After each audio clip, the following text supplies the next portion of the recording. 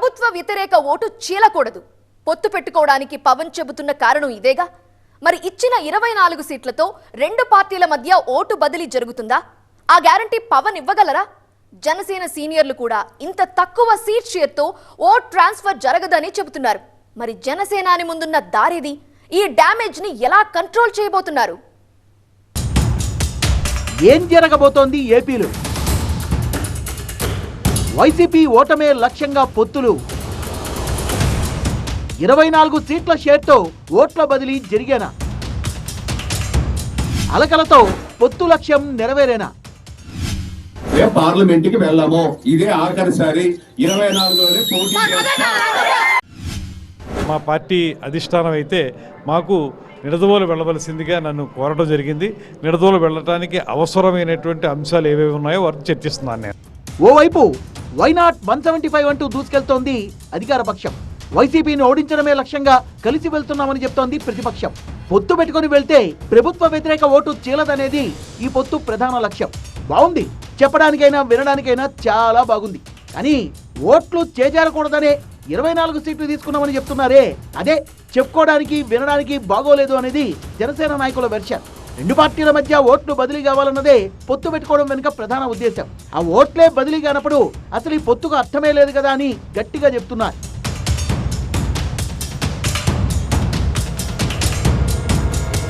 ఇరవై 24 సీట్లు తీసుకొని అధికార పక్షాన్ని ఓడించడమే తమ లక్ష్యమని పవన్ కళ్యాణ్ ప్రకటిస్తోంటే జన సైనికుల మనస్సు చివుక్కుమంటోంది.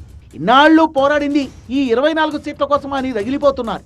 గౌరవప్రదమైన సీట్లు అని పవన్ కళ్యాణ్ అంటుంటే ఆ నెంబర్ ఖచ్చితంగా 40 నుంచి 60 మధ్య ఉంటుందని వాళ్ళు ఊహించారు. టికెట్ పై ఆశలు పెట్టుకున్న వాళ్ళు కూడా అందుకే పెరిగారు.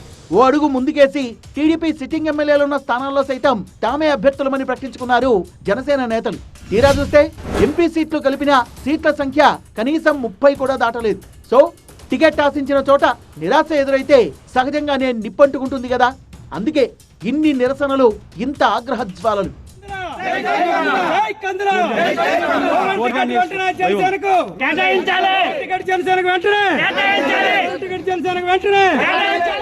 ఇరవై 24 సీట్లు చాలా తక్కువని జనసేన కార్యకర్తలు మండిపడుతుంటే వాళ్లకు 24 సీట్లు ఇస్తారా అంటూ రగిలిపోతున్నారు తెలుగు తమ్ముళ్ళు. ఇది ఇంకో రకమైన రగడ. ఎన్నో ఏళ్లుగా పార్టీని నమ్ముకున్న తమకు అధినేత అన్యాయం చేశారంటూ రోడ్ల మీదకి వచ్చారు. ముఖ్యంగా టీడీపీలో సీనియర్లుగా ఉన్న కొంతమంది నేతలకు ఇంకా టికెట్లు ప్రకటించలేదు. దీంతో అసంతృప్తి మరింత రగులుతోంది. ఏదేమైనా తొలి విడత జాబితా రెండు పార్టీల్లోనూ మంటబెట్టింది. ఈ రగడ పొత్తు లక్ష్యాన్నే దెబ్బతీస్తుందా అనే అనుమానాలు పెరిగిపోతున్నాయి. మరీ ముఖ్యంగా 24 సీట్లతో టీడీపీకి ఓట్లు ట్రాన్స్ఫర్ కావడం కష్టమే అన్న భావన పెరుగుతోంది. 40 లేదా కనీసం 30 అసెంబ్లీ స్థానాలు, ఓ 10 ఎంపీ సీట్లు ఇచ్చుంటే పార్టీ పెద్దలు అనుకున్నట్లు ఓట్లు బదిలీ అయ్యేవని, ఇప్పుడు అది అయ్యే పని కాదని అభిప్రాయపడుతున్నారు. మరీ ముఖ్యంగా 24 సీట్లు మాత్రమే ఇవ్వడం ద్వారా కాపు ఓటు బ్యాంక్ జనసేన నుంచి టీడీపీకి ఎలా వెళ్తుందన్న ప్రశ్న వినిపిస్తోంది. గట్టిగా అడిగి ఓ 50 సీట్లు దక్కించుకోవడం కంటే కొన్నే సీట్లు తీసుకుని గట్టిగా పోరాటమే కరెక్ట్ అనేది పవన్ కళ్యాణ్ చెప్పిన లాజిక్. ఇది ఓ విధంగా కరెక్టే. గత ఎన్నికల్లో ఇదే ధైర్యంతో వెళ్తే ఏం జరిగిందో పవన్ అస్సలు మర్చిపోలేదు. కాపు ఓటర్లు ఎక్కువగా ఉన్న 2 నియోజకవర్గాల్లోనూ పవన్ ను ఓడించారు. ఇది జనసేన కార్యకర్తలు మర్చిపోయినా పవన్ ఇంకా గుర్తు పెట్టుకున్నారు. తనతో పాటు పోటీ చేస్తున్న వారిలో 90% మందిని అసెంబ్లీకి తీసుకెళ్లడమే తన లక్ష్యమని ప్రకటించారు. ఇది అర్థం చేసుకుంటే పవన్ ఎందుకని 24 సీట్లకే ఒప్పుకున్నారో తెలుస్తుంది. సీఎం పదవిపైన ఆయన ఎప్పుడో క్లారిటీ ఇచ్చారు. ముందు తనను ఎమ్మెల్యేగా గెలవనివ్వండి విజ్ఞప్తి చేస్తున్నారు. ఎమ్మెల్యేగా గెలిస్తే కదా సీఎం పదవి అడగాలా వద్దనేది తేలుతుందని చెప్తున్నారు. తొలి జాబితాలోనే చంద్రబాబు, నారా లోకేష్, నాదెండ్ల మనోహర్ ఎక్కడి నుంచి పోటీ చేస్తున్నారో టికెట్లు ప్రకటించేశారు. కానీ తానెక్కడ పోటీ చేస్తున్నానో చెప్పలేదు.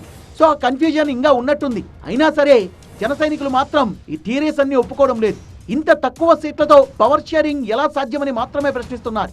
ఈసారి అసెంబ్లీలో జనసేన ఎమ్మెల్యేల్ని చూడాలనే తపన కంటే ఎన్ని సీట్లు తీసుకుంటున్నామన్నదే ముఖ్యమని ఆలోచిస్తున్నారు జనసేన కార్యకర్తలు.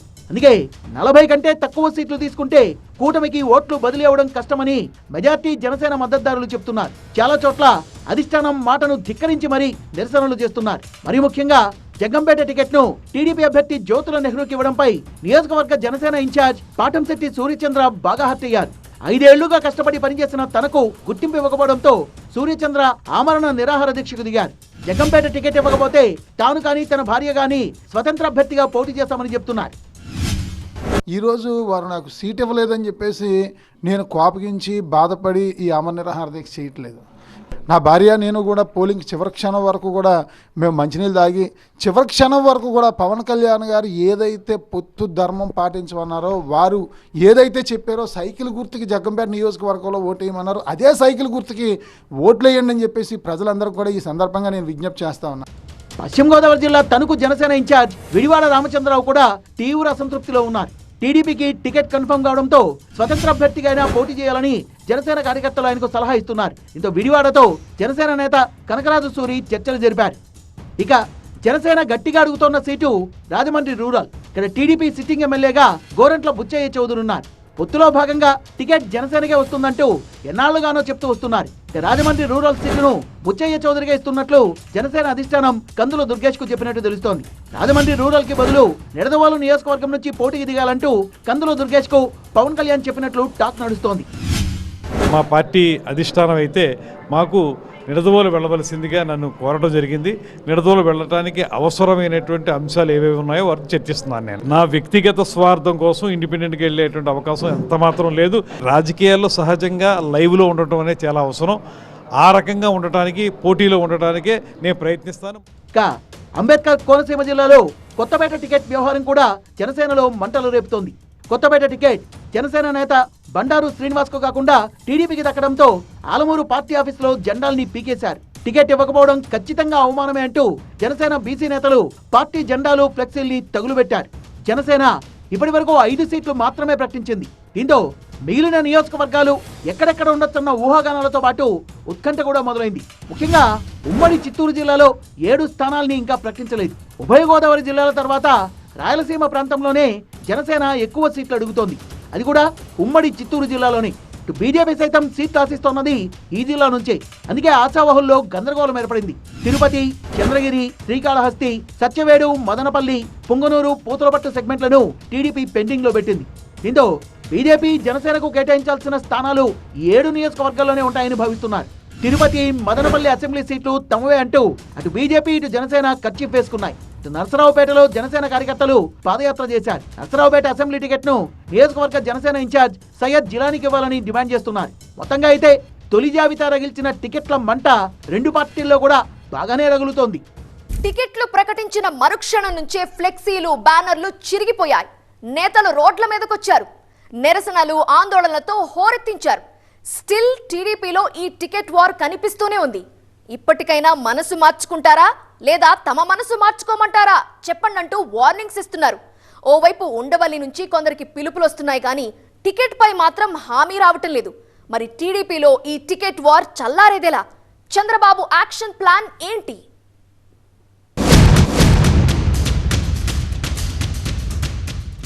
ఇరవై 24 సీట్లే ఇచ్చారని జనసేన కార్యకర్తలు గొడవ పెడుతుంటే ఆ పార్టీకి 24 సీట్లు ఇస్తారా అని టీడీపీలో మరో గొడవ. దీనికి తోడు అభ్యర్థుల మార్పు టీడీపీలో రచ్చరేపుతోంది. అన్నిటికంటే ఎక్కువగా పెనుగొండలో టికెట్ వార్ ఎక్కువగా కనిపిస్తోంది. పెనుగొండ టీడీపీ అభ్యర్థిగా సవితమ్మ పేరు ప్రకటించడంతో బీకే పార్థసారథి తీవ్ర అసంతృప్తితో ఉన్నారు. విషయం అధిష్టానానికి తెలియడంతో వెంటనే మాజీ మంత్రి పరిటాల సునీతను పెనుగొండ పంపించారు. అయినా సరే అసంతృప్తి చల్లారలేదేమో ఉండవల్లికి రావాలనే పిలుపు వెళ్ళింది. ఇంతో పీకే పార్థసారథిలో ఓ ఆశ చిగురించింది. బీఫారం ఇచ్చిన తర్వాత కూడా అభ్యర్థిని మార్చిన సందర్భాలు ఎన్నో ఉన్నాయంటూ త్వరలోనే అసెంబ్లీ అభ్యర్థిగా పెనుగొండ ప్రజల ముందుకొస్తానన్నారు. మన నాయకులతో చెప్పుకున్నాం, మన ఆవేదన కూడా ఆయన దృష్టికి తీసుకెళ్దాం. ఆయన మనకి తండ్రి లాంటి పార్టీకి మేమేం తప్పు చేయలేదు. మాకు రీఇన్స్టేట్ చేయండి, మాకు ఇక్కడ శాసనసభ్యుడికి అవకాశం ఏంటది. బీఫార్మ్ ఇచ్చి వాపసు తీసుకునే కాలాలు ఉన్నాయి, అభ్యర్థులు మార్చిన కాలాలు ఉన్నాయి. ఏది కూడా తగ్గేది లేదు. రాజకీయాల్లో హత్యలు ఉండవని ఆత్మహత్యలు ఉన్నాయి, అర్థమైందా? జరుగుతాయి, భరించాలి. ఒకసారి భరిద్దాం. భీమవరంలో ఉండి మాజీ ఎమ్మెల్యే శివరామరాజు ఆఫీస్ వద్ద అసంతృప్తి జ్వాలలు రగులుతున్నాయి. ఉండి నియోజకవర్గం టీడీపీ పరిశీలకుడు కొత్త నాగేంద్ర కుమార్ శివరామరాజుతో మాట్లాడేందుకు వెళ్లారు. ఉండి అభ్యర్థిని ప్రకటించే ముందు శివరామరాజుకు ఎందుకు సమాచారం ఇవ్వలేదంటూ నాగేంద్ర కుమార్ పై తిరగబడింది శివరామరాజు వర్గం. దీంతో చేసేదేం లేక అక్కడి నుంచి వెళ్లిపోయారు నాగేంద్ర కుమార్.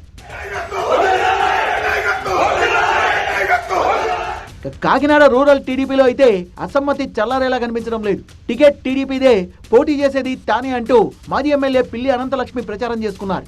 తీరా Kakinada rural ticket Janasena leader పంతం నానాజీకి ఇచ్చారు. తమను కాదని టికెట్ జనసేనకి ఇస్తే మాత్రం ఆ పార్టీని చిత్తుగా ఓడిస్తామని ఇప్పటికే హైకమాండ్ కు అల్టిమేటం ఇచ్చారు. సో త్వరలోనే కార్యకర్తలు చెప్పినట్టుగా చేస్తానని ప్రకటించారు అనంతలక్ష్మి. పిల్లి అనంతలక్ష్మి ఏ నిర్ణయం తీసుకుంటారనే ఉత్కంఠ నెలకొంది.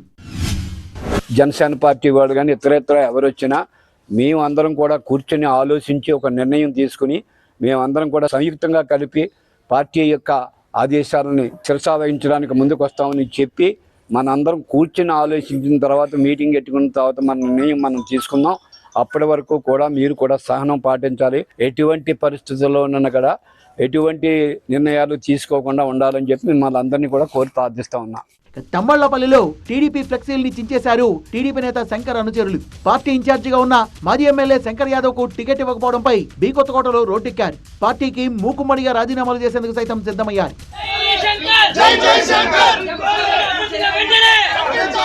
అనకాపల్లి టికెట్ ను జనసేనకు కేటాయించడంపై స్థానిక టీడీపీ ఆఫీసులో రెండో రోజు కూడా నిరసన తెలిపారు. అనకాపల్లి అసెంబ్లీ సీట్ను పీలా గోవింద సత్యనారాయణకు కేటాయించాలని నల్ల రిబ్బన్లతో నిరసన వ్యక్తం చేశారు. పీలాకు సీటు కేటాయించని పక్షంలో భవిష్యత్ కార్యాచరణ ప్రకటిస్తామని గోవింద్ అనుచరులు హెచ్చరించారు. ఇన్ఛార్జీల స్థానంలో కొత్త వారికి టికెట్లు కేటాయించడంపై కూడా టీడీపీలో అసమ్మతి రగులుతోంది. విజయనగరం జిల్లా గజపతి నగరం టీడీపీ ఇన్ఛార్జ్ కొండపల్లి అప్పలనాయుడుకు బదులు ఆయన సోదరుడి కుమారుడు కొండపల్లి శ్రీనివాసరావుకు టికెట్ ఇచ్చారు. ఇటు కొత్త అభ్యర్థి కొండపల్లి శ్రీనివాసరావుకి సహకరించేదే లేదని టికెట్ విషయంలో పునరాలోచించాలని డిమాండ్ చేస్తున్నారు అప్పలనాయుడు వర్గీయులు. కృష్ణా జిల్లా పెడన టికెట్ ను కాగిత కృష్ణప్రసాద్ కి ఇచ్చారు. దీనిపై సీనియర్ లీడర్ బోరగడ్డ వేదవ్యాస్ తీవ్ర అసంతృప్తి వ్యక్తం చేశారు. కార్యకర్తల సమావేశంలో ఆయన ఒక్కసారిగా అస్వస్థతకు గురయ్యారు. దీంతో ఆయన్ను ఆసుపత్రికి తరలించాల్సి వచ్చింది. పెడ నియోజకవర్గ ఎమ్మెల్యే సీటు జనసేన పార్టీకి రాకపోవడాన్ని మమ్మల్ని తీవ్రంగా కలిసివేసింది.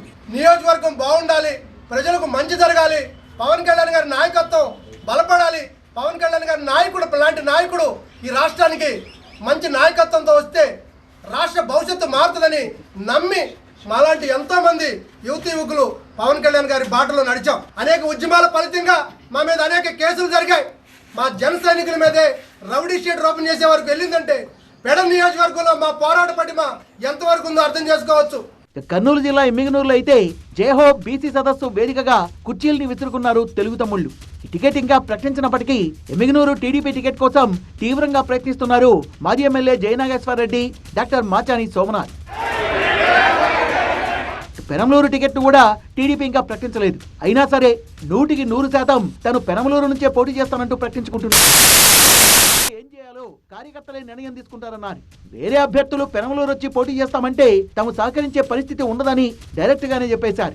ఎవరో వచ్చి పోటీ చేస్తే చేతగాని వాళ్ళ చేతులు ముడుచుకొని కూర్చునేవాడిని కాదంటూ ఘాటుగానే రిప్లై ఇచ్చారు. చంద్రబాబు నాయుడు గారికి కూడా చాలా ఒత్తిళ్లు ఉంటాయి, అన్నీ ఉంటాయి. అయితే బోడే ప్రసాద్కి సీటు రాలేదు, ఇవ్వలేదు అని అంటే కార్యకర్తల నిర్ణయం పైన మేమంతా కూడా వాళ్ళు నిర్ణయం తీసుకుంటారు తప్పితే నాకు నేనుగా ఏ నిర్ణయం తీసుకునేదైతే లేదు. నేను ఎప్పుడు కూడా పార్టీకి బైండ్ అయి ఉన్నవాడిని. ఇంకా ఏ ఇతర క్యాండిడేట్ ఇక్కడికి వచ్చి పోటీ చేసినా మేమైతే విల్లింగ్ అయితే లేవు. ఇవాళ ఎవడో ఎల్లై పుల్లై వచ్చి ఇక్కడ పోటీ చేస్తానంటే చేతకానలాగా చేతులు ముచ్చుకొని కూర్చునేవాడిని అయితే కాదు. నాకు ఆయన మీద పూర్తి విశ్వాసం ఉంది. సీటు నాకే వస్తుంది, నేనే పోటీ చేస్తున్నా. మరోవైపు మైలవరం టికెట్ పై కూడా సందిగ్ధత కొనసాగుతోంది. దాదాపుగా వసంత కృష్ణప్రసాద్ కే టికెట్ ఇస్తారనే ప్రచారం జరుగుతోంది. పైగా మైలవరంలోని టీడీపీ కీలక నేతలతో వసంత కృష్ణప్రసాద్ చర్చించనున్నట్టు తెలుస్తోంది. మరోవైపు దేవినేని ఉమా ఉండవల్లికి రావాలంటూ చంద్రబాబు నుంచి పిలుపొచ్చింది. ఈ నేపథ్యంలో టికెట్ పై ఉత్కంఠ నెలకొంది. ఏదేమైనా ఉమ్మడి కృష్ణా జిల్లాలో మైలవరం, పెనమలూరు టికెట్ల కోసం 4 ఆశావహులు రేసులో ఉన్నారు. మైలవరం రేసులో దేవినేని ఉమా, వసంత కృష్ణప్రసాద్తో పాటు బొమ్మసాని సుబ్బారావు కూడా ఉన్నారు. మైలవరం, పెనమలూరు టికెట్లు పెండింగ్ లో పెట్టడానికి కారణం వసంత కృష్ణప్రసాద్ చేరిక కోసమైనా చర్చ జరుగుతోంది. అంటే ఫలానా నియోజకవర్గం కావాలని వంగవీటి రాధ మాత్రం ఎక్కడా నోరు విప్పుతున్నట్టే కనిపించడం లేదు. దానికి వంగవీటి రాధ విజయవాడ సెంట్రల్ టికెట్ ఆశించారు, కానీ ఆ సీటును బొండా ఉమ్మకిచ్చారు. సో ఉమ్మడి కృష్ణా జిల్లాలో మిగిలింది ఇంకో 4 స్థానాలు మాత్రమే. మైలవరం, పెనమలూరు, విజయవాడ వెస్ట్, అవనిగడ్డ. ఈ 4 నియోజకవర్గాల్లో ఏదో ఒక చోట వంగవీటి రాధకు సీట్ ఇస్తారని చెప్తున్నారు. మరీ ముఖ్యంగా అవనిగడ్డ టికెట్ ఇవ్వచ్చు అంటున్నారు. అందుకే మండలి బుద్ధప్రసాద్ కు టికెట్ ఇవ్వలేదనే టాక్ నడుస్తోంది. రాయచోటి తెలుగుదేశం పార్టీ టికెట్ ను మండిపల్లి రాంప్రసాద్ రెడ్డికి కేటాయించారు. దీంతో టీడీపీ ఇన్ఛార్జిగా ఉన్న ఆర్ రమేష్ కుమార్ రెడ్డి వర్గీయులు భగ్గుమన్నారు. రాంప్రసాద్ రెడ్డికి టికెట్ కేటాయించడాన్ని నిరసిస్తూ పార్టీకి పదవులకు రాజీనామా చేస్తామని ప్రకటించారు. ఇదే సీటును ఆశిస్తోన్న మాజీ ఎమ్మెల్యే గడికోట ద్వారకనాథ్ రెడ్డి సైతం రాంప్రసాద్ రెడ్డికి టికెట్ కేటాయించడాన్ని తీవ్రంగా వ్యతిరేకిస్తున్నారు. మరికొన్ని చోట్ల సర్దుబాట్లు జరుగుతున్నాయి. అధిష్టానం బుజ్జగింపులకు కొంతమంది నేతలు మెత్తబడుతున్నారు. తెనాలి నుంచి ఖచ్చితంగా పోటీ చేస్తానంటూ నిన్న మొన్నటి వరకు ప్రకటించారు ఆలపాటి రాజా. టికెట్ ను నాదెండ్ల మనోహర్ కు కేటాయించారు.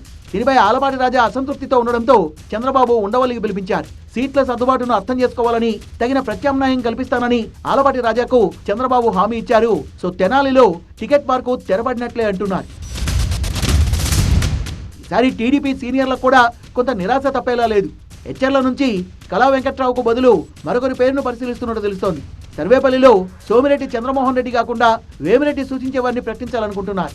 గురజాలలో ఎరపతినేని శ్రీనివాసరావు కాకుండా జంగా కృష్ణమూర్తికి ఛాన్స్ ఇవ్వచ్చు అంటున్నారు. ప్రస్తుతం జంగా వైసీపీలో ఉన్నారు. ఎరపతినేనిని నర్సరావుపేట నుంచి పోటీ చేయించే ఆలోచనలో ఉన్నారు చంద్రబాబు. గంటా శ్రీనివాస్ విషయంలో కూడా ఇప్పటి వరకు క్లారిటీ లేదు. అటు దెందులూరు మాజీ ఎమ్మెల్యే చింతమనేని ప్రభాకర్ కు కూడా చంద్రబాబు షాక్ ఇచ్చారు. టీడీపీలో చేరిన వైసీపీ ఎమ్మెల్యేలు కూడా వెయిటింగ్ లిస్టులో ఉన్నారు. కోటంరెడ్డి మినహా ఆనం నారాయణ రెడ్డి, మేకపాటి చంద్రశేఖర్ రెడ్డి, ఉండవల్లి శ్రీదేవికి టికెట్ ఇవ్వలేదు చంద్రబాబు. అంటే రెండో జాబితా తర్వాత బరస్ట్ అవ్వడానికి టీడీపీలో ఇంకా చాలా మంది రెడీగా ఉన్నారని అనుకోవాలి.